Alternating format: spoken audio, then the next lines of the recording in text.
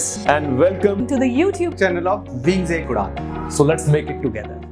Hello everyone, I'm here with your lecture 17, that is your MCQ series on various sources of energy. This is your last MCQ series and it's your last lecture for your MCQ series, right? So please take out your copies or registers and mark your answers. So let's start with your first question. First question है कि the fuel having highest calorific value is A. coal, B. petrol, C. methane और D. hydrogen. किसकी highest calorific value है? किसकी है? So your correct answer is D. hydrogen. क्या है तुम्हारा correct answer? D. हाइड्रोजन. ठीक है, डी हाइड्रोजन तुम्हारा करेक्ट आंसर है. अगर तुम्हें पता होगा कि कैलोरिफिक वैल्यू क्या होती है, ठीक है, जो एनर्जी एक फ्यूल या फूड कंटेन करता है, जैसे कोई फ्यूल है या कोई फूड है, कोई खाना है, जितनी उसमें एनर्जी होगी वो क्या होगी? कैलोरिफिक वैल्यू हो गई. ठीक है, इसमें क्या देखा जाता है, कैसे डिटरमाइन किया जाता है? इसमें देखा जाता है कि कितनी हीट प्रोड्यूस हुई है. अगर तुम्हें डेफिनेशन पता होगी तो तुम्हें पता होगा कि ये कहता है कि कितनी, ये मेजर करता है कि कितनी हीट प्रोड्यूस की गई है जब एक पूरी कंप्लीट कंबशन की गई. ठीक है, एक क्वांटिटी, अगर इतना फूड है उसको जब हमने पूरी तरह उसकी कंप्लीट कंबशन हुई तो कितनी हीट प्रोड्यूस हुई. ठीक है, तो उसको क्या कहा जाता है? That is your calorific value. ठीक है, अब ये मोस्टली जो होती है कैलोरिफिक वैल्यू वो जो होती है किलो जूल पर केजी है इसकी यूनिट. ठीक है, ये मोस्टली इसकी जो एसआई यूनिट है that is kilo joule per KG. ठीक है, done. D is your correct answer. Hydrogen की सबसे ज़्यादा होती है, that is 150 kilo joule per KG. Methane की होती है 55 kilo joule per KG. Then LPG होता है. ठीक है, एलपीजी की होती है 50 kilo joule per KG.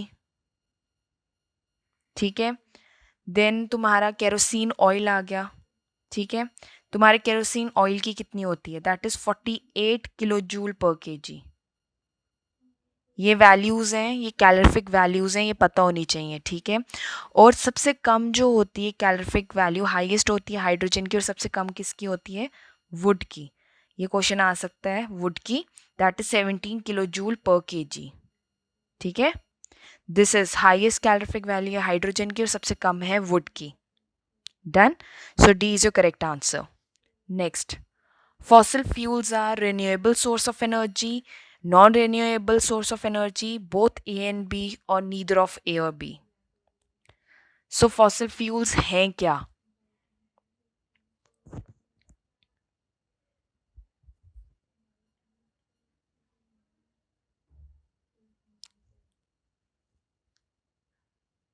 So your fossil fuels are what? B, non renewable source of energy होता है. फॉसिल फ्यूल्स क्या होते हैं? जो तुम्हारे बरिड डेड ऑर्गेनिज्म को डीकम्पोज करके बनते हैं, वो फॉसिल फ्यूल्स होते हैं. ठीक है, इसको नेचुरल जियोलॉजिकल प्रोसेस भी कहा जाता है. ठीक है, अब तुम्हें renewable non renewable source of energy तो पता है. रेन्यूएबल हो गया जो तुम बार बार बना सकते हो, वो अपने आप बार बार बनता जाएगा एट इट्स ओन रेट. ठीक है, जैसे टिम्बर हो गया, सोलर एनर्जी होगी, विंड हो गई, वो बार बार बनती जाएगी. नॉन रिन्यूएबल हो गया जिसका लिमिटेड सप्लाई है, जब वो एक बारी ख़त्म हो गया तो वो वापस नहीं बन सकता. सो फॉसिल फ्यूल एक non renewable source of energy है. ठीक है, ये एक बारी ख़त्म हो जाए so it can not be made again. So B is your correct answer. Okay, next, the main constituent of biogas is A, methane, B, ethane, C, propane और D, बुटेन. सो कौन सा करेक्ट आंसर है तुम्हारा?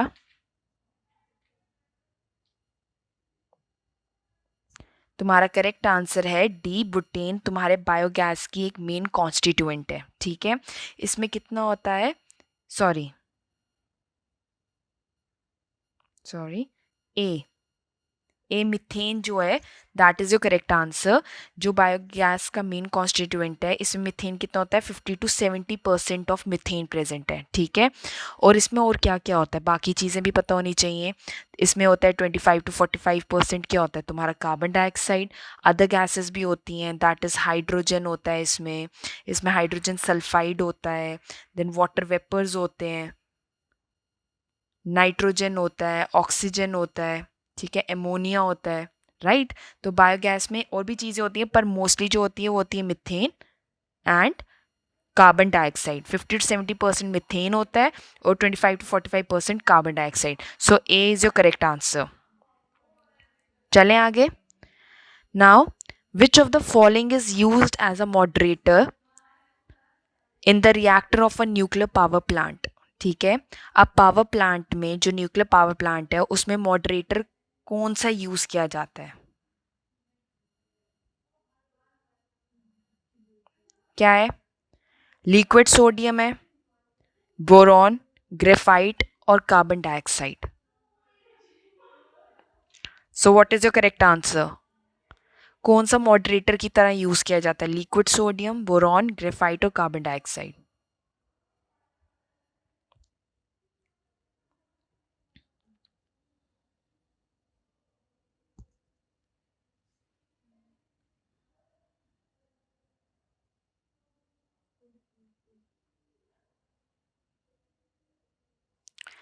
तो moderator, पहले तुम्हें पता होना चाहिए कि मॉडरेटर क्या है। मॉडरेटर क्या होता है? ये क्या करता है, जो न्यूट्रॉन्स होते हैं उनको स्लो डाउन करता है। क्या करता है?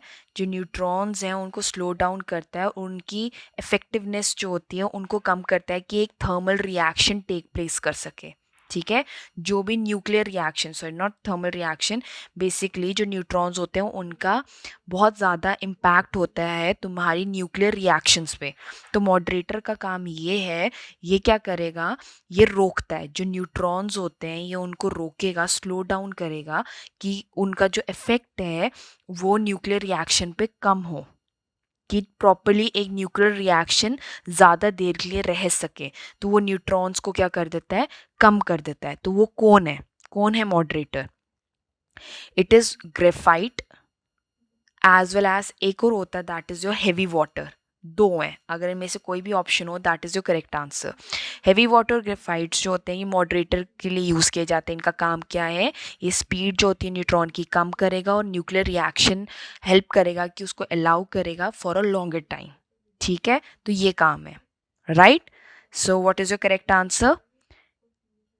Your correct answer is C, graphite. Done. Now, dead organisms are transformed into petroleum and natural gas में ट्रांसफॉर्म की जाती है in the presence of air, absence of air, presence of sunlight और none of the above। तो किस में, जो fossil fuels, जो डेड ऑर्गेनिजम्स होते हैं वो पेट्रोलियम और नेचुरल गैस बनाने के लिए हेल्प होते हैं ना, तो ये किसकी प्रेजेंस में होता है? प्रेजेंस ऑफ एयर और एब्सेंस, या प्रेजेंस ऑफ सनलाइट, या इनमें से कोई भी नहीं?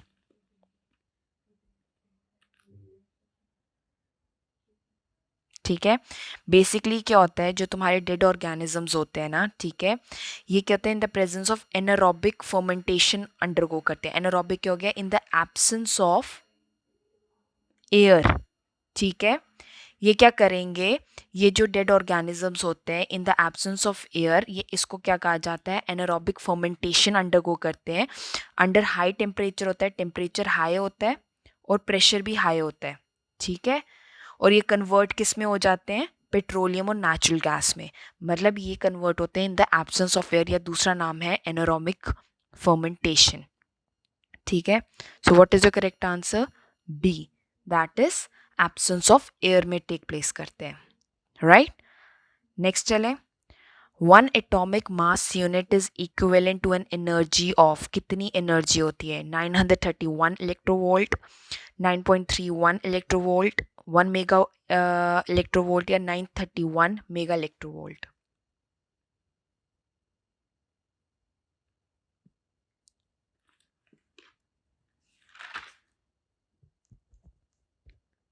सो what is the correct answer?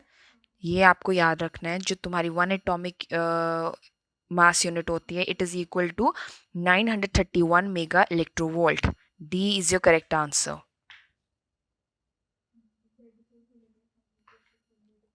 Next, solar cells are made of, solar cells किसके बने होते हैं? A germanium, B silicon, C silver और डी एल्यूमिनियम। तुम्हारा जो सोलर सेल है वो किसका बना होता है? तो जो तुम्हारे जो सोलर सेल्स होते हैं वो बने होते हैं सिलिकॉन के। किसके बने होते हैं? सिलिकॉन के, ठीक है। और इनका ये होते हैं, ये क्या होते हैं? पॉलीक्रिस्टलाइन स्ट्रक्चर्स होते हैं, ठीक है। इनमें एक जो होता है एक सिंगल क्रिस्टल प्रेजेंट होता है, ठीक है। तो तुम्हारा जो सोलर सेल है वो किसका बना होता है? सिलिकॉन का, या एक पूरा नाम है दैट इज सिलिकॉन बाउल्स, ठीक है। B is your correct answer. Next, the disposal of waste produced in a nuclear power plant poses a big problem because ये extremely foul smelling होता है, it is too heavy, it is highly inflammable या it is highly radioactive. So what is the reason? क्यों हम जो waste products होते हैं जो न्यूक्लियर पावर प्लांट में बनते हैं वो बिग प्रॉब्लम कॉज करते हैं, क्यों? तो ये क्या है? It is highly radio active. क्या है? ये हाईली रेडियो एक्टिव होता है, ठीक है।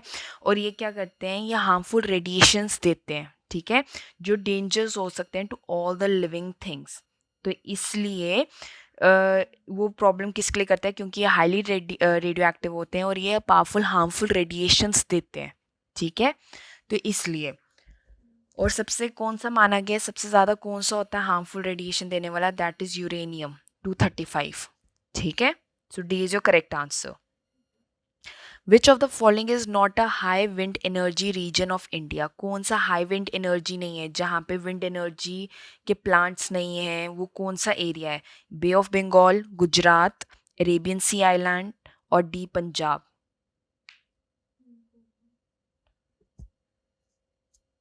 So what is your correct answer? Your correct answer is D Punjab. Punjab में कोई भी विंड एनर्जी रीजन नहीं है, ठीक है। सबसे ज़्यादा जो टॉप पे है दैट इज़ योर तमिलनाडु, ठीक है। तमिलनाडु में जो है वहाँ पे एक wind energy high wind energy region है जो लार्ज प्रोड्यूस मतलब लार्ज अमाउंट में विंड एनर्जी प्रोड्यूस करती है, ठीक है। And that is equal to 7,455.2 megawatt, ठीक है। ये इतनी एनर्जी प्रोड्यूस करती है तमिलनाडु। उसके बाद सेकेंड नंबर पे जो है दैट इज़ योर महाराष्ट्र, ठीक है। या महाराष्ट्र है, दैट इज़ 4,450 मेगावाट। फिर उसके बाद है राजस्थान। राजस्थान कितना प्रोड्यूस करता है? 3,307 मेगावाट। और लास्ट में आ गया गुजरात, ठीक है। ये प्रोड्यूस करता है 3,645 मेगावाट, ठीक है। ये हैं जो प्रोड्यूस करते हैं, राइट। ये इतनी megawatts of energy wind energy produce करते हैं। बे ऑफ बंगाल भी प्रोड्यूस करते हैं, अरेबियन सी आइलैंड भी प्रोड्यूस करता है और गुजरात भी। सिर्फ पंजाब है जो विंड एनर्जी नहीं प्रोड्यूस करता। विंड एनर्जी किसके लिए यूज़ की जाती है? You know it very well. Electricity produce करने के लिए। किसके लिए यूज़ की जाती है? इलेक्ट्रिसिटी प्रोड्यूस करने के लिए, ठीक है ना। इसमें क्या होता है? जो तुम्हारी काइनेटिक एनर्जी होती है जो क्रिएट होती है बाय एयर, उसको ट्रांसफॉर्म किया जाता है इलेक्ट्रिकल एनर्जी में, ठीक है। हम इसमें क्या यूज़ करते हैं? विंड टर्बाइंस यूज़ किए जाते हैं, ठीक है। So D is your correct answer. Next, wind is caused due to uneven heating of the earth's surface, rotation of earth, local conditions or all of these. wind किसकी वजह से cause होती है? ऑब्वियसली तुम्हें पता ही है कि विंड किसकी वजह से कॉज होती है। जब अनइवन हीटिंग होती है अर्थ सरफेस की, ठीक है। तो जो तुम्हारा अर्थ सरफेस है तुम्हें पता है ना वो बना होता है डिफरेंट टाइप ऑफ लैंड का होता है, ठीक है। और पानी भी डिफरेंट होता है, ठीक है। तो ये जो एब्जॉर्ब करता है हीट में वो डिफरेंट रेट्स पे करता है, जिसको विंड साइकिल कहते हैं। तो ऑब्वियसली तुम्हारी विंड जो होती है uneven heating of earth surface से बनी है, ठीक है। अर्थ का जो अपना रोटेशन है, ठीक है, उस पर भी जो होती है विंड डिपेंड करती है, ठीक है, अर्थ के रोटेशन पे। और जो जो आसपास की कंडीशंस है उस पर भी डिपेंड करती है। So what is the correct answer? D, all of these, इन तीनों पे डिपेंड करती है. So these are the 3 reasons for wind to be caused, right? Now common energy source in Indian village. Indian village में common energy source क्या है? Electricity, coal, sun और wood and animal dung. So you know it very well. जो Indian villages में क्या use किया जाता है? That is would and animal डंग, जो इजिली अवेलेबल है वहां पर, right? So this is your correct answer.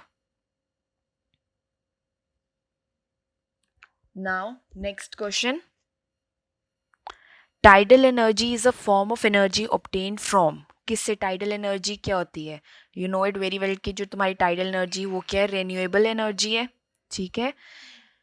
तो ये किससे बनती है? A, motion of surface in water ponds में, या ocean in the form of tidal waves आती हैं उसकी वजह से, tidal occurs in the river water, या motion of the wave in sea उसकी वजह से होता है. तो किसकी वजह से टाइडल एनर्जी क्रिएट होती है?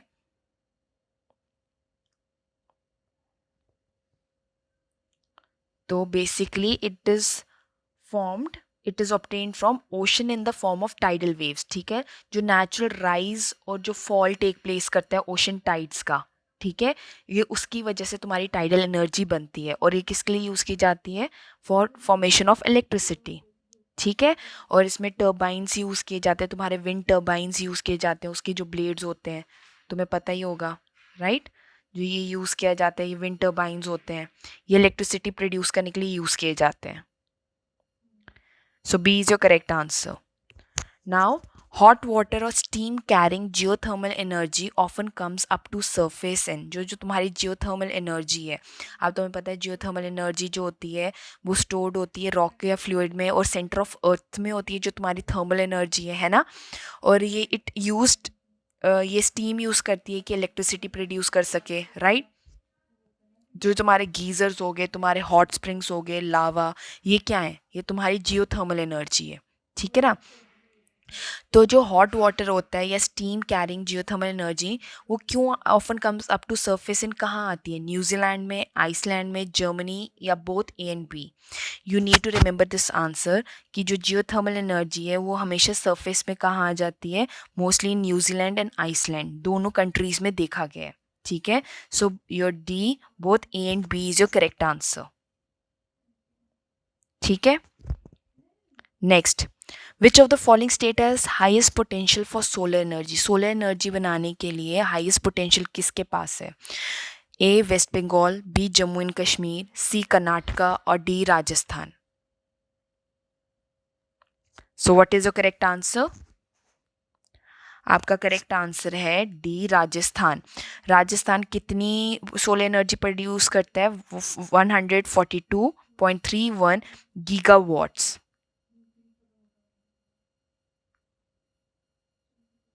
ठीक है? गीगावाट्स प्रोड्यूस करते हैं. That is your Rajasthan. D is your correct answer. चले next question. Now the variety of coal which has the highest carbon content. A, anthracite, B, non bituminous, C, bituminous, और D, lignite. So किसके पास सबसे ज्यादा highest carbon content है? It is A, anthracite. ये जो चारों हैं ये types of it is your types of what? Coal है, ठीक है? टाइप्स ऑफ 4 टाइप के कोल होते हैं: एंथ्रासाइट, नॉन ब्यूटिमिनस, ब्यूटिमिनस एंड लिग्नाइट, ठीक है?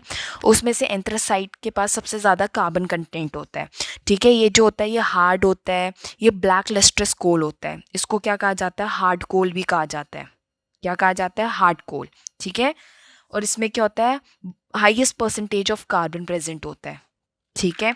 तो इसमें कितना प्रेजेंट होता है? सबसे ज़्यादा जो देखा गया है एंथ्रासाइट में देखा गया है. एंथ्रासाइट में कितना होता है?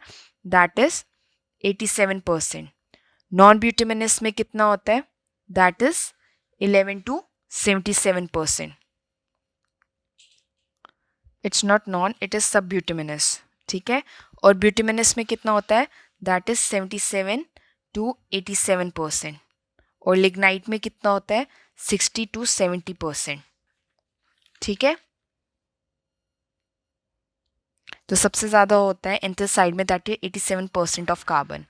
ए is your correct answer.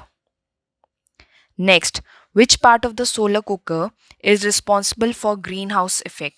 Green house effect में कौन, सोलर कुकर का कौन सा पार्ट रिस्पॉन्सिबल होता है for causing the green house effect. A coating with black colour inside the box, B mirror, C outer cover of the solar cooker और D glass sheet. So what is your correct answer. Your correct answer is D glass sheet. ठीक है, ये क्या करती है, ये ना heat को कैप्चर कर लेती है. ठीक है, ये क्या करेगी, हीट को कैप्चर करेगी सोलर कुकर के अंदर. ठीक है, अब जब ये हीट को कैप्चर करती है तो ये क्या करती है, ये क्या होती है बेसिकली, जो सनलाइट से रेडिएशंस आती हैं. अब किसकी रेडिएशंस आती हैं, थर्मल रेडिएशंस आती हैं. ठीक है, क्या आती हैं, थर्मल रेडिएशंस आती हैं. अब ये जो थर्मल रेडिएशंस होती हैं ना, बेसिकली ये जो सनलाइट की जब रेज, जो थर्मल रेडिएशंस गिरती हैं कुकर पे, सोलर कुकर पे, ठीक है ना, ये क्या हो जाती हैं, ये ट्रैप हो जाती हैं. कहाँ पे ट्रैप हो जाती हैं, इनसाइड योर कुकर. तो ये जो ग्लास शीट है ना, इसको बाहर नहीं जाने देती. ठीक है, जिसकी वजह से अंदर इकट्ठी होती है और क्या कॉज करती है, green house effect. So D is your correct answer. चलें आगे. A device in which electricity is produced by the process of controlled nuclear fission reaction is called as nuclear chain reaction, hydropower plant, nuclear reactor or thermopower plant. So what is your correct answer? जो device हम use करते हैं in which जो electricity produce होती है by the process of controlled nuclear fission reaction is called as nuclear reactor. C is your correct answer. चले next. Spent slurry is used as A fuel, B manure, C food for livestock or D used again for generating biogas. ठीक है, जो तुम्हारा spent slurry होता है वो किसके लिए यूज़ किया जाता है, it is use as a manure, मतलब जो तुम्हारी खाद के लिए यूज़ किया जाता है. ठीक है, अब जो स्पेंट स्लरी क्या होता है, ये क्या होता है, रिच होता है न्यूट्रिएंट्स में. किस में रिच होता है, इन न्यूट्रिएंट्स. कौन सा, पोटैश एंड यूरिया होता है. ठीक है, तो ये यूज़ किया जाता है, ये इसको मैनुअर की तरह यूज़ किया जाता है, जैसे गौशाला वगैरह होती है वहाँ पे इसको एज अ मैनुअर यूज़ किया जाता है. What, spent slurry. B is your correct answer. Next, the mostly used nuclear fuel in the world is thorium-232, B uranium-238, C uranium-235 और D plutonium-239. What is your correct answer? अभी मैंने बताया था nuclear reactor के बारे में, उसमें तुम्हें मैंने बताया हुआ है. तो सबसे पावरफुल कौन सी है, कौन सा न्यूक्लियर फ्यूल सबसे कॉमनली यूज़ किया जाता है, दैट इज C uranium-235. ठीक है, तो C is your correct answer. Next, last question. Dash is also called as biogas. A biobutanol, B biodiesel, C bioethanol और डी बायोमीथेन. बायोगैस कौन सी यूज की जाती है, which is also called as biogas. Obviously it is the biomethane को biogas भी कहा जाता है. मैंने कहा था कि बायोगैस में जो सबसे ज़्यादा होता है वो क्या होता है, मीथेन होता है. Then it is your carbon dioxide, तो इसको बायोमीथेन भी कहते हैं. ठीक है, so D is your correct answer. ठीक है, so here we have come to an end with your MCQ series. I hope you all did well and please write your answers in the live chat box. And if you have any problem please just ask your questions. अगर कहीं पे भी problem हुई है, तुम्हें नहीं समझ आया, just ask it. Please test yourself, देखो कि कितना तुमने स्कोर किया है and how much you need to improve.